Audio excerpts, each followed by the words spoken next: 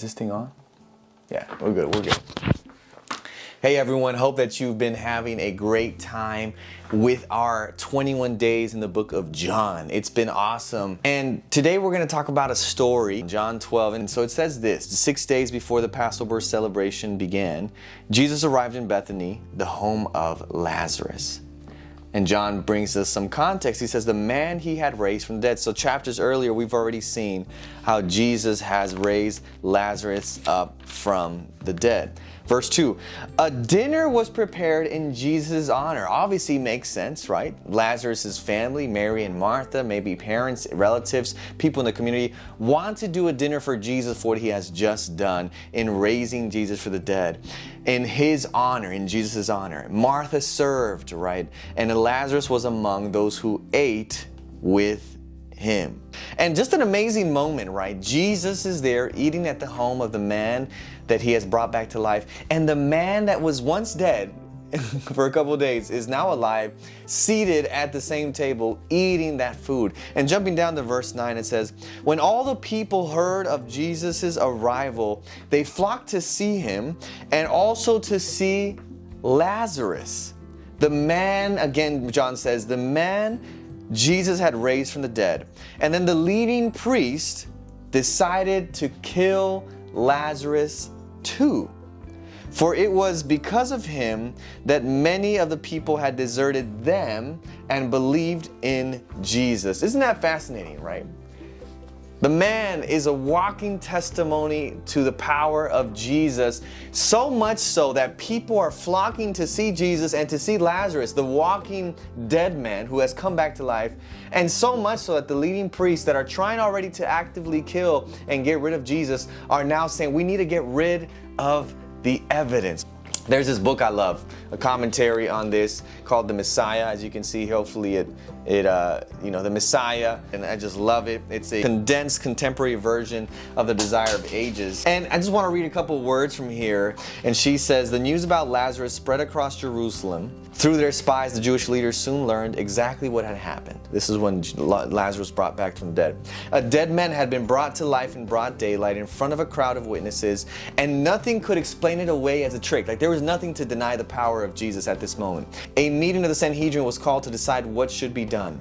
The other strong religious group among the Jews, the Sadducees, had never been as hateful towards Jesus as the Pharisees were. But now they were worried.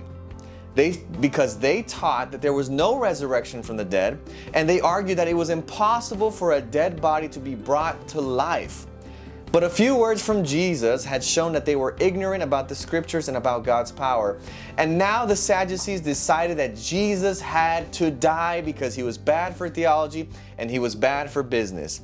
And so the Pharisees believed in the resurrection, but they refused to see this miracle as proof that Jesus was the Messiah. So the Pharisees are upset.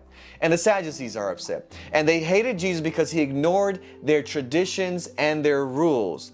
And so they tried everything to discredit Jesus with the people, but nothing worked. In another chapter, she continues and she says, since the raising of Lazarus, Jesus had become widely popular with the people.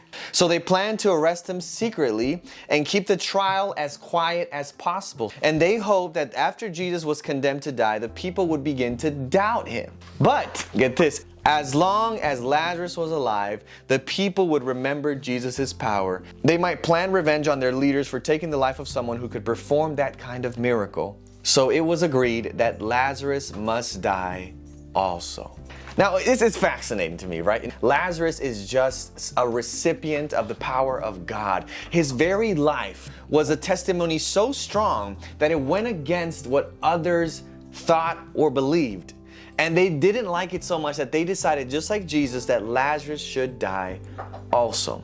So how does that connect to us today?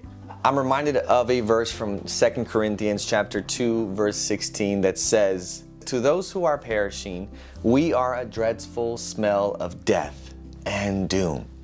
But to those who are being saved, we are a life-giving perfume, an aroma, a sweet smelling aroma. And this was the life of Lazarus. Because he had been impacted by Jesus, because Jesus' power had been seen in his life, When he walked around, there was people that came to him that desired to know what happened, and people that were frustrated and upset with him because of what happened to him.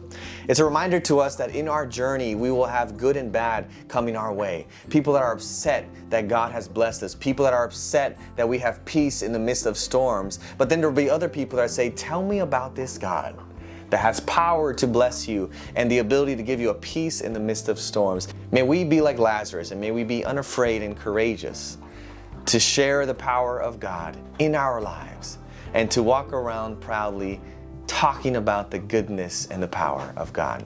Have a great day. God bless.